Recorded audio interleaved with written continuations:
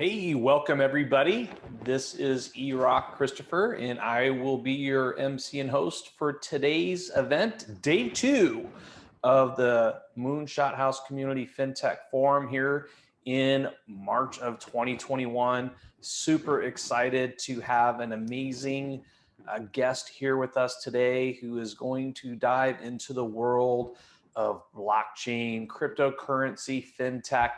And so we're going to go ahead and get started here in a minute as everybody kind of jumps in. So super excited to have you all here today. And we've got an amazing lineup of curriculum workshops today. So we're going to have a fireside chat again with our amazing guest speaker at a company valued at over $1 billion, a unicorn, which is pretty cool. And then we're going to have some capital discussions with venture capital with a gentleman who's been able to spot 15 unicorns himself. And then we're going to have one of the preeminent agencies in the world talk about innovation and ideation. And then we're going to have a corporate innovation course today as well. And then we're going to have a non-coders workshop for non-technical founders coming up. So you're going to want to be locked in for an action-packed day. So let's go ahead and officially get the ball rolling. So super excited again to have an amazing person here with us today who's a part of an organization that goes by the name of Chainalysis. And with us is the head of research, none other than Kim Grauer. And Kim, again, head of research, examines trends in cryptocurrency economics and crime. She recently was trained in economics at the London School of Economics and in politics at Oxford University, some prestigious schools, by the way.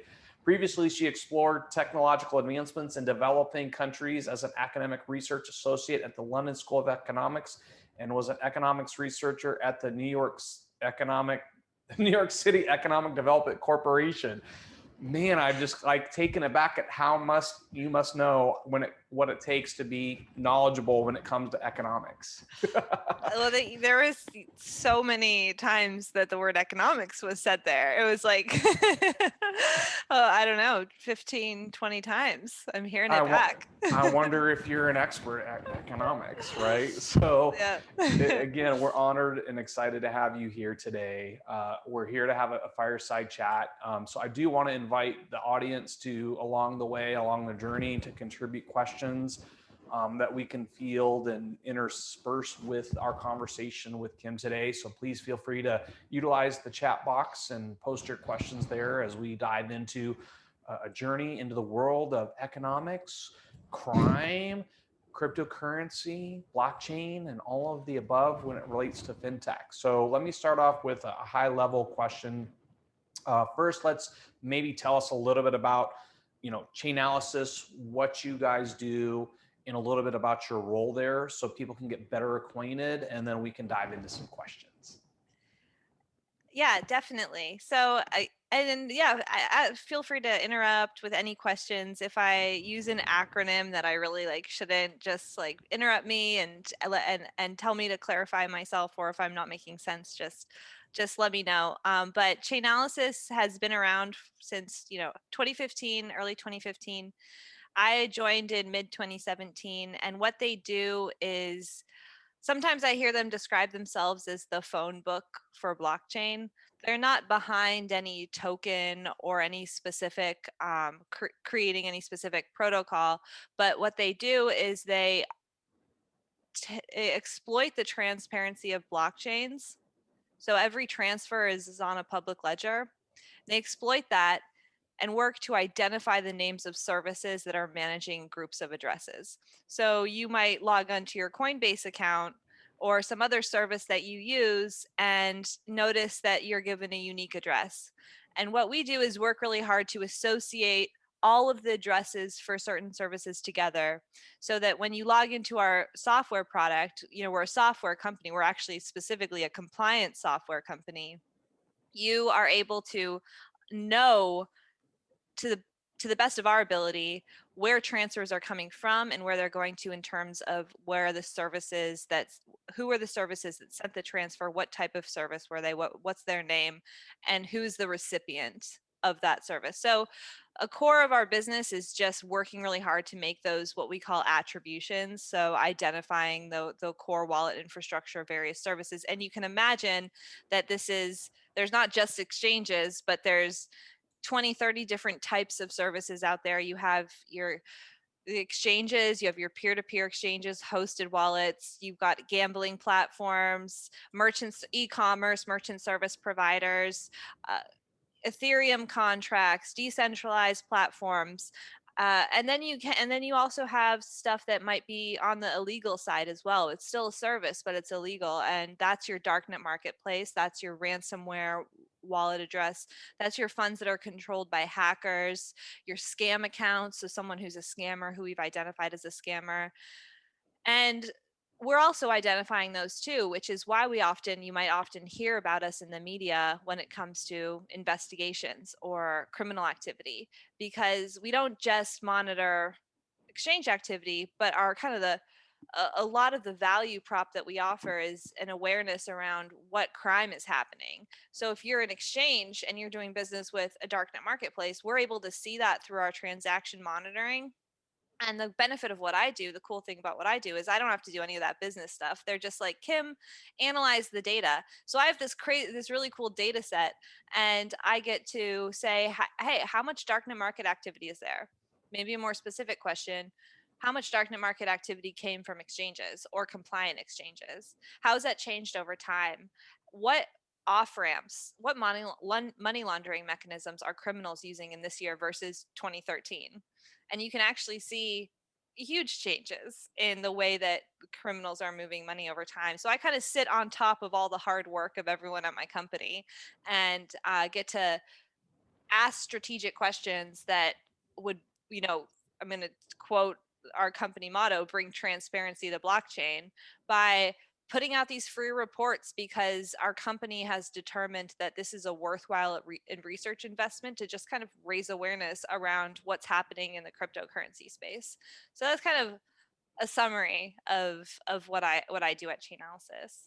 Well done. I mean, it sounds like you might want to consider a career in PR communications, because I think that was a very high level overview Good. and a pretty transparent, to use your company words, explanation of what Chainalysis does. Well, it can get confusing, so I've worked really hard to make it, if you use, it can get complex explaining what we're doing, and I've realized, what's the heart of what we're doing? That's like what you should communicate up front, because it's easy to get into the weeds, but it's actually pretty simple what we do, or at least what I do. Sometimes we'll use more complicated methods and techniques to carry out research, but at the heart of what we're doing, I've realized, is actually pretty simple. Well, let's dive into some of the questions that we have for you for our fireside chat. And again, if you're here with us as an attendee, please feel free, as we're going through this discourse, share your thoughts, questions, comments, so that Kim can address them, answer them, and share her insights and wisdom. So with that being said, Kim, first question, let's start off our fireside chat today here for the Fintech event. What is driving overall interest, do you believe, and momentum in the current cryptocurrency market? I don't think it's lost on anybody here that it's going into Q2 with a little bit of steam. And why do you believe financial institutions are choosing to invest right now? So one of the things that came out of the crime report, I know you're not asking about crime, is that less than 1% of all activity is illicit. But then that's begs the question, what's the other 99% of activity? And what's more, the price is reaching sky high levels every single day. And we have, by looking at things like how long are wallets holding cryptocurrency, and are the funds coming and going to exchanges, or is this DeFi? We're able to start to guess on what we think's happening. We'll never be able to look at a $1 billion transfer and say, between, let's say, Coinbase and Binance, and then say, go and ask that person, knock on their door and say, why did you do that transfer? Are you an institutional investor? Or are you speculating, or are you doing a cold wallet store? We can't ask them those questions that would give us the certainty of the intention behind the transfer. But what we are seeing are signals that you hit the nail on the head. More institutional money is coming in, and the way we've quantified that are looking at the activity in really large wallets held off of exchanges. And so we're seeing a dramatic increase in funds being stored in these satellite wallets off of exchanges, as well as extremely large transfers um, between between exchanges. So the size of the transfer on average is going up. And so that, in conjunction with anecdotal conversations that we're having with people, you read about the increase in institutional money almost on a daily basis. So pairing those two things together has led us to conclude that a lot of this interest that's propelling the price forward is probably based in this institutional excitement. I have also just seen a lot of the activity is DeFi. There's a lot of DeFi activity that's growing up through these, Ethereum contracts and the like.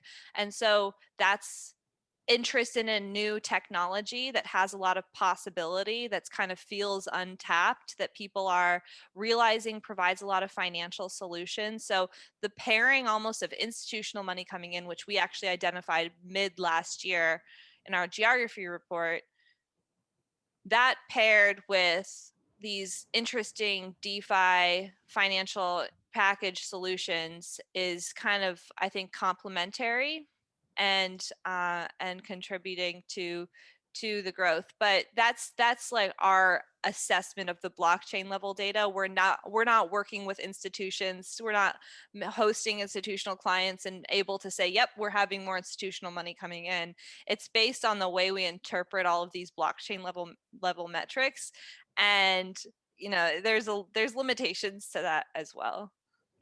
Well, so an interesting comment that someone is making is that, hey, we're on this kind of bull run and this expansion, and then it harkens back to 2017 where Bitcoin hit basically pretty much 20K and then had a nice bear run back down around 4K. And so do you feel like this is potentially in kind of that same ecosystem that there's going to be a pretty severe pullback, or based on what the research shows, does it seem like with this institutional money flowing in that it's less likely to have that kind of a pullback? I think that if you're talking about if there's a distinction to be made between short-term and long-term outcomes, and anything could happen in the short run, and that's because um, there's so much happening all at once, and a tweet from Elon Musk can initiate a series of events um, that cause people to get spooked and sell off their positions. And so that type of activity, anything could happen. There could be a really positive signal to the market that kind of boosts things up a little bit. I'm actually doing a research project right now that's looking at if there was an increase in crypto activity in Turkey because of the recent currency devaluation of the Turkish lira against the US dollar. And you do actually see some short-term increases there. But it's very short-term, and it's very doesn't last for very long. And then there's the long-term money, where you would hope that the signals and the metrics that we're analyzing show a sustained and increased amount of hodling. So in using cryptocurrency as a store of value, which means that's probably more of a long position or a long-term investment, where as that increasingly comes in, and we know that there's a limited supply of Bitcoin, and we know the size of some of these institutional purchases, that those two facts together point to probably a continued long-term growth. But again, that's just me interpreting the data and having conversations with people who are drawing similar conclusions. But yeah, so but I'm definitely don't want to I'm not putting more money in right now. Let's just say that. Well, I'm wondering now if your team at Chainalysis with its resources just like hacked into my computer, looked at my next set of questions because you addressed something on the very next question. I'm like, what's going on, right? Because the next question is talking about the actual components of Bitcoin being is it more of a store of value as you kind of reference for the hodlers? Or do you foresee that as things progress into the future that it ends up being more of a currency? And kind of what's your take with everything that you're seeing in the blockchain and cryptocurrency space? Well, one of the things that we actually use to measure that is we can see what we're calling the balances of people's wallets. So we don't know your personal wallet, but since every single transfer ever is public, and we have a lot of what we call heuristics that are working automatically to associate addresses together, we can see on average when was the last time a typical wallet moved Bitcoin. And if we can see a wallet is actually not moving Bitcoin, we can start to think, hey, maybe they're holding Bitcoin as a store of value. And then we have this other world of Bitcoin, which is actually a really small percentage of the circulating supply that is that is not held at all. It's constantly traded, and people are moving that.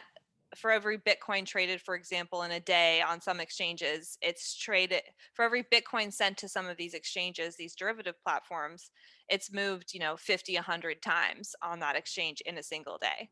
And so we are seeing that the institutional money is especially in North America, because this is something that we saw that was by looking at the balances of exchanges that serve institutional customers in North America.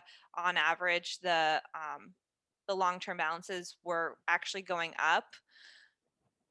But then you have a lot of other activity of you have these quant hedge funds who create high frequency trading algorithms to take advantage of price differentials across exchanges and arbitrage opportunities across exchanges.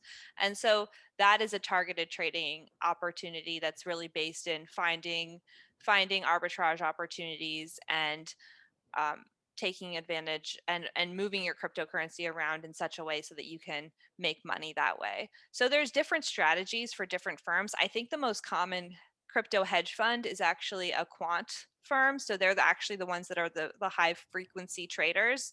But what's interesting about what's happening in North America is not so much on the quant hedge fund side, but people just putting a small percentage of their portfolio in a long-term crypto position, which does manifest as kind of basically a long position or a store of value.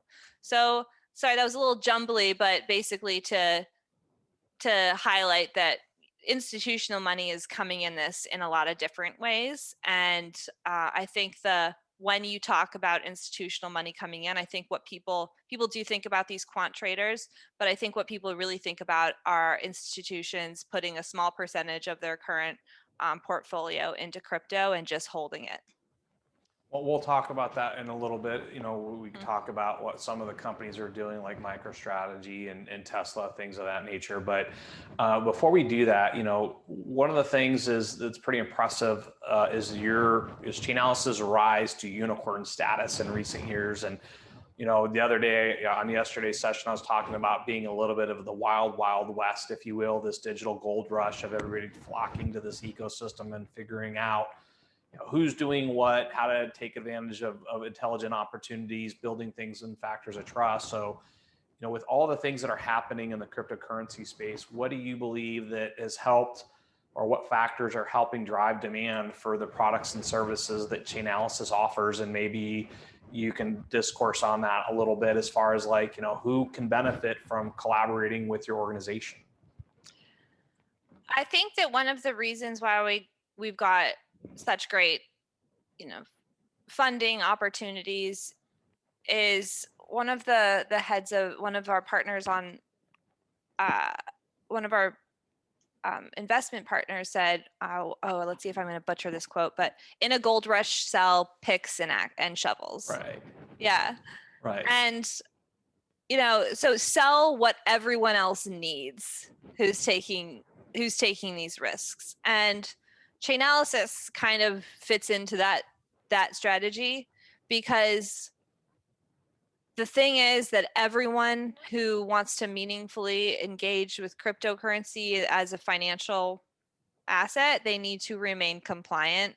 They need to make sure they're not doing business with people who are doing bad things. And so in order for a lot of financial institutions or cryptocurrency businesses to participate in the ecosystem or to accept cryptocurrency, they need to make sure that they're doing transaction monitoring, and we provide that. So running all the transactions you're receiving, and then we enable them to know that they're not receiving money from sanctioned addresses, receiving money from terrorist financing, child abuse materials, all of those categories, so that they can confidently engage in cryptocurrency.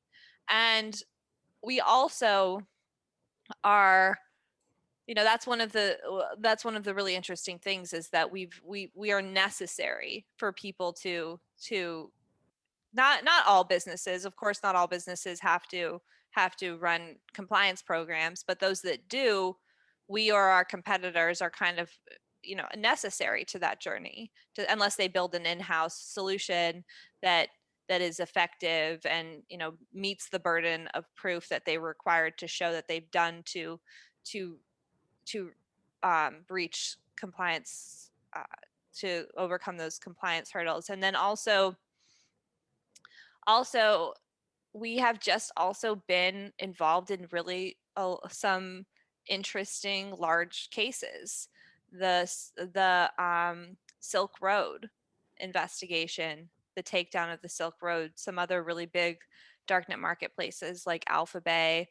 We do a lot of support work on North Korean hacking organizations such as the Lazarus Group, and providing that expertise when cybercrime attacks feels like it's only getting more intense and worse is another kind of reason why the investigation side of things is growing. I mean, in 2020 we saw over 300% increase in the amount of ransomware attacks against people, and that's because cybercrime is you've probably heard this narrative for a decade now, is the threat of cybercrime, the growth of these new sectors, cybersecurity, and they've been around for a long time, but the absolute growth of them as a business model. And so these two things are happening at once, where we are doing a lot for making people feel safe to engage, Right. want to engage in crypto, and allowing people to comfortably engage with cryptocurrency. Well, that brings up a whole slew of potential questions and narratives to go after on that, because, obviously would you think then that part of the reason that maybe Bitcoin and / cryptocurrency blockchain adoption hasn't skyrocketed already is because the masses still feel like there's so much kind of unknowns, or, having these trust factors? Isn't that kind of the main thesis that you guys are hopefully trying to solve? Yeah, I think we see that all the time too, and play out in practice, that people just don't know who is using cryptocurrency. I think Janet Yellen recently said that it's used to finance terrorists, and then we can come back at her and say, actually, we found that it was $300,000 in 2020 was sent to terrorist financing wallets. And so combating uncertainty with data has been kind of, I guess, the implicit strategy all along of putting all of this out there. And okay, so you think that everyone's just buying drugs on using cryptocurrency. Well, we work really hard to identify all the darknet marketplaces we have a way for you to not transact with darknet marketplaces if you use our software. And also, people do it with cash, like in Every and day. every day. And so I do think that cryptocurrency, as it should, as any technology, should be held up to a really high standard before people kind of get comfortable. But is required to get people comfortable in a way that maybe cash can just kind of just move right past that. They're not having to, every time you get a dollar, you don't have to be like, well, are dollars in general used to purchase drugs? You don't kind of have that same reluctance when you go to another country and use their currency. So I think that is the result of this being kind of a new currency, a new technology, and people are rightly in data collection mode. And so my answer is usually, oh, there's a policy that wants to ban cryptocurrency. Let's fight that, not with advocacy, but with just data, putting the data out there. Here you go. What do you so Well, it sounds like you're trying to provide, in essence, transparency and unbiased perspective of just here's what we found as researchers. And kind of unlike what we're seeing happen with like the CNN and the Fox News, is that there's some sort of agenda behind the scenes as far as this is the message of persuasion that we're trying to elicit. Instead, you're just like, hey, this is what we're finding, and you're more than welcome to try to manipulate that data through whatever lens you want, but the data is the data. Is that a fair assessment with what you guys are doing? Yeah, I think I'm definitely not told to find certain things with the crime report. I am given a long lead to find research projects, and maybe I think that's because we realize that we need to build, just from a company perspective, gain people's trust in us and the industry, but also because it's just valuable to have all of that data out there. And the only things that hold us back are, one, are we just giving out too much proprietary data and we're making our competitors' jobs too easy? Or two, are we educating criminals too much about what we know, and therefore helping them to evolve their strategies, and therefore making our lives harder, our customers' lives harder, law enforcement and the like. So those are the two kind of lines we have to toe a little bit carefully. But other than that, it's oftentimes just putting out the data. And the interesting thing is that our geography report last year, we attempted to quantify cryptocurrency activity by country, and we actually would go, one of the reasons we did that is because we'd go talk to regulators and they'd be like, I don't even know if people use cryptocurrency. And so we were like, well, you know, have you done research? And they're like, yeah, but it's like, how do you know if it's really happening? And so then we created this index that showed, well, according to all of our data, if we merge it with web traffic data and a few other metrics, we can see that in this case, we had a conversation with the regulator in Ukraine. You're at the top of the index. You have the most grassroots adoption, you Mr. Ukraine, and so that's a piece of information that you probably want to have when you're building your regulatory strategy towards cryptocurrency, that we've identified quite a significant amount of cryptocurrency adoption in your country. Wow, that's super impressive. And you referenced, some of the, transfers between exchanges. You referenced Coinbase, Binance. I mean, are you able to discuss any kind of the clients that may be more well known or more popular or more trusted? And would you consider Chainalysis, in terms of being able to provide that transparency on transactions as a reason as why they've become popular? Or are you like, hey, we can't really discuss like client relationships, which we would totally respect? I mean, we have a lot of public partnerships with our customers, and I just pulled up a list of because I do get to work with our customers, but oftentimes I work with people who are about to be customers, so I wanted to get the list, so I'm sure I'm not saying someone who's not quite a customer yet, but we work with Gemini's, Bitstamps, Squares, Barclays, BitPays, UNODC, Europool, and those are just a few.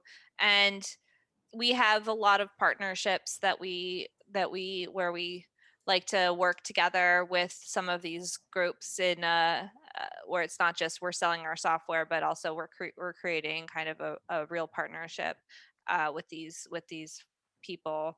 But those are just it typically falls into law enforcement and regulation, cryptocurrency businesses, and financial institutions are like the three verticals whom we have customers with. Okay, well, pretty impressive. And one of the things I want to ask you about is you're talking about the geography report, you referenced the crime report, right? So was there any specific findings that you found during that research process that you found were interesting, odd, or maybe you want to share a little bit of the findings that you were able to glean from the crime report, and then maybe that way our audience can use that for the sake of their own endeavors. So curious to get your take on what you found.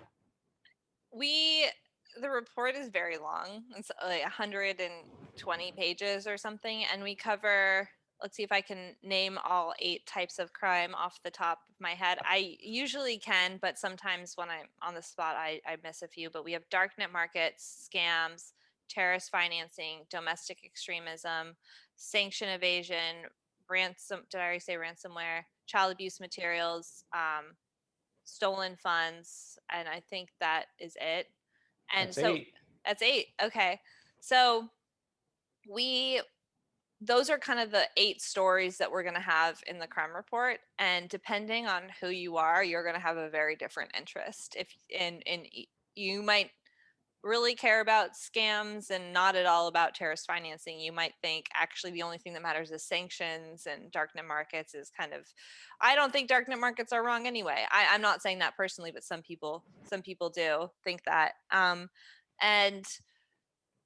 And so with that in mind, the biggest high level takeaways are we called 2020 the year of the ransomware because it was the fastest growing. We talked about that a little bit already. It was the fastest growing type of crime and also one of the scarier ones. But we found that ecosystem wasn't as big as you might think. If you think about this big scary world of cyber criminals attacking you from just your computer, where are they?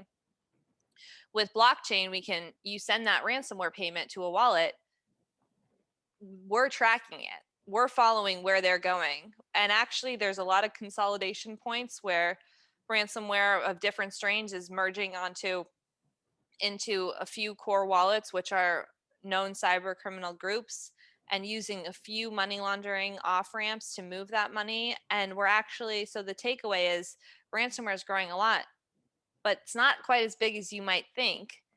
And we're in a really unique position with blockchain where for the first time we actually have a way of mapping out the business org of something like a ransomware attack. And that's what we did this year. So who's managing the customer service lines? You believe it or not, a lot of the more developed strains have customer service panels where you can talk to people and ensure that you have a seamless experience in paying your ransom.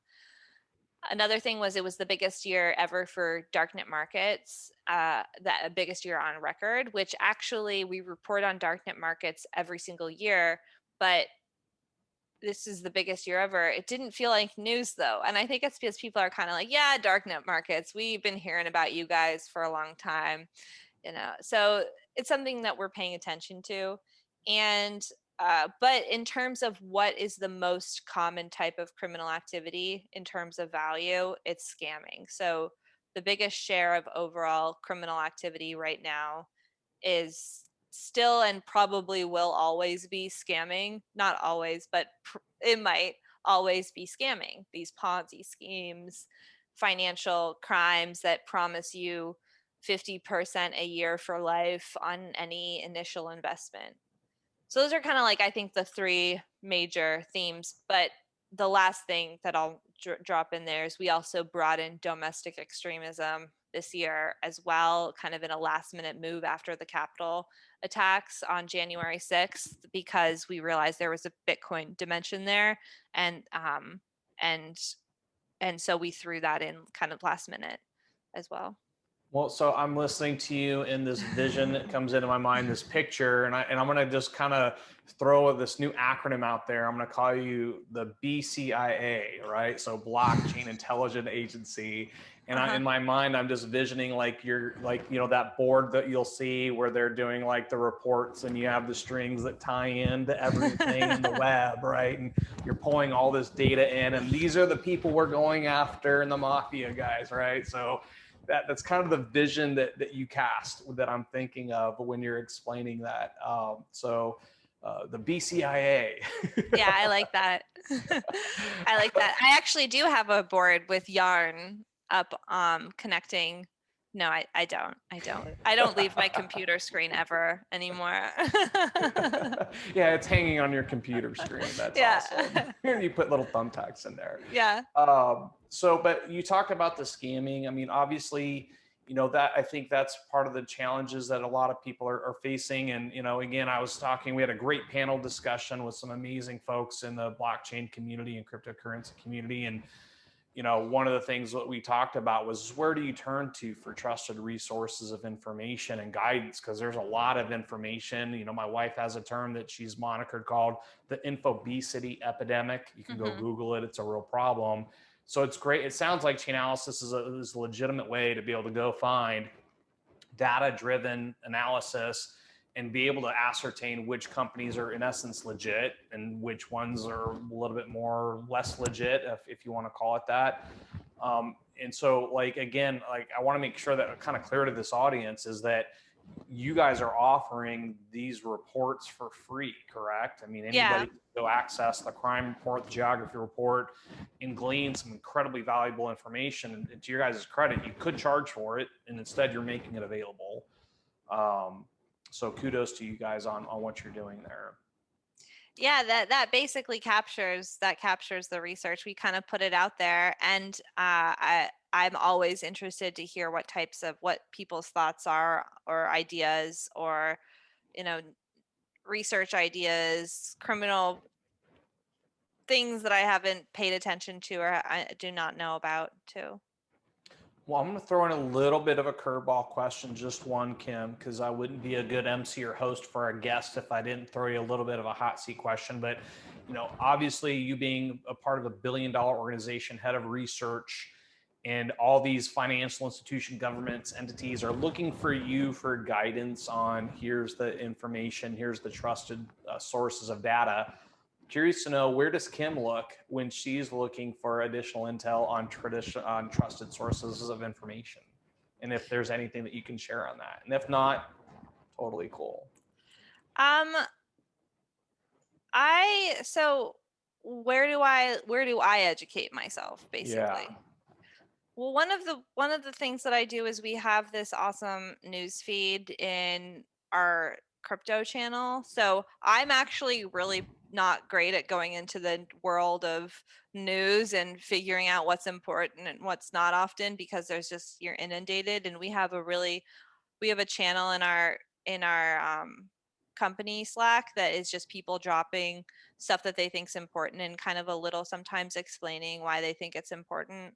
And I think that's like extremely helpful to have people who you trust sharing news. And then sometimes if I'm an expert in crime stuff, I'll be the one to drop important crime articles, and it's kind of like a curated news feed of cryptocurrency specific stuff. So that is one of the main ways that I stay on top of trends. I look at a few blogs here and there to stay on top of ideas, like economics blogs, like Marginal Revolution, and I try to actually stay on top of some of these reports that are released by consulting firms like PricewaterhouseCooper and McKinsey and stuff. They actually are really good, even though they're so boring. If you just like get in the right headspace and read them, they're really useful for paint scoping, for just getting a strong sense of how things are laid out. And so, and then also on top of that, looking at what are some of the more cutting edge kind of academic research papers that are coming out through again, curated emails lists. I need people to curate the stuff for me. I can't get it on my own. So I like to sign up for people who I trust and get their newsletters and stuff. Oh yeah, you could turn that into another free report. We do it actually. We have a newsletter where we send the weekly stuff that we think's interesting. I think I did that for a few weeks like 3 years ago, but I definitely don't anymore. Well, we're coming in on the close of our session, and I wanted to take one of the questions that we have from one of our guests by the name of Alec.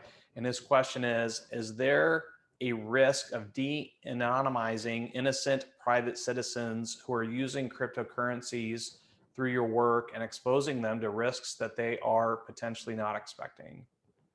It's a really good question. And I mean, whoever asked that, I would love to hear your feedback after my response if it was like sufficient or insufficient. But we don't de-anonymize addresses. We de-anonymize services, and we're actually like not even supposed to use the word de-anonymize. We identify services, and so your private wallet that you have is your private wallet. It's not something that we are able to figure out it belongs to you. A threat to that might be I think there was proposed regulation to make sure that exchanges have to know all kind of unhosted wallets that they're doing business with. That's a regulation that we think is, overburdensome on people, and I don't know how that would play out. You could still have your privacy wallet, your private wallet. I don't know what that would mean in terms of you doing business with compliant exchanges, but we are not technically in the business of unmasking or even able to figure out the identity of people who have private wallets with cryptocurrency. Well, that kind of leads into another question from the audience, and their question is in line with, the anonymity of things. But, why do you believe that people still believe that Bitcoin is untraceable? Uh well, I think that there's probably a few things behind that question. One, I think that maybe there are like basically why are criminals still using cryptocurrency for crime? Some people don't care that it's traceable. Maybe they're in a jurisdiction that it doesn't matter if they get caught. They don't care at all. Maybe it's a scalability issue. If you're scamming people, you think you're going to do a better job of scamming people out of Bitcoin rather than, so it's not even about traceability. And then if it's really just you thought it was untraceable, but it actually is, maybe you're using a service to like a mixing service, and so yes, Bitcoin is traceable, but you're leveraging some of these two new technologies to get around that. And if people just flat out don't know it's traceable, maybe they're not like tapped into all of the latest and greatest um, companies that are doing blockchain analytics that exist like us, and maybe they're just existing in a different place that or they just haven't really kept on top of the technology trends that are out there, and maybe they just don't know just because they haven't thought to figure that out. I All don't right. know. Awesome answer though. And Alec, feel free to connect and kind of share your thoughts on the answer. So we got to get going. We got 3 questions left, right? The first one, you want to share some insights, and the last 2 are going to be rapid fire, super quick, short answer responses. Okay. So Jeff is asking, are you able to track transactions on cryptocurrencies such as Monero that are supposed to be untraceable? No, we do R&D around there, but no, not right now. All right, awesome. And then the next question is, have you been able to identify who the founder of Bitcoin is? Have you figured out who Satoshi is? And uh, am I Satoshi? You are Satoshi. I have no idea. I Google that like probably like it's my midnight Google thing like once every 6 months. I'll be like, has there been any progress on that? And we'll just go down a rabbit hole. Now, if you offered a free report on who that was, that would be I would expect a huge surge in traffic to your guys' Oh my gosh, site. I know. And then the last question of the day, Kim, because we appreciate you being here, is do you want to share any predictions about where you think the price of Bitcoin will be in 2025, 2030? I don't have price predict. I want to, do you guys know? Because I want to, like, if you think it's going up, I would like to buy more, but I definitely don't have predictions on the price of Bitcoin. Well, Kim, I Mhm. want to say thank you so much for your time today. I mean, I hope that everybody's giving you this virtual round of applause because you've been an Thanks. amazing guest speaker for our fireside chat today. And congratulations on all the success that you're having at Chainalysis. Thank you so much. This was really fun. It was really fun to chat and to get some really good high quality questions from the audience that were very fun to engage with. So thank you. No, fantastic. And so again, for those of us that are watching this either live or the recordings, make sure you go visit Chainalysis, take advantage of all the plethora of free reports and data that can help you be successful in the blockchain and cryptocurrency ecosystem. And again, congrats, Kim, on your success as head of research over at Chainalysis. Super grateful to have you here and look forward to having more conversations in the future. Thanks so much. All right, awesome.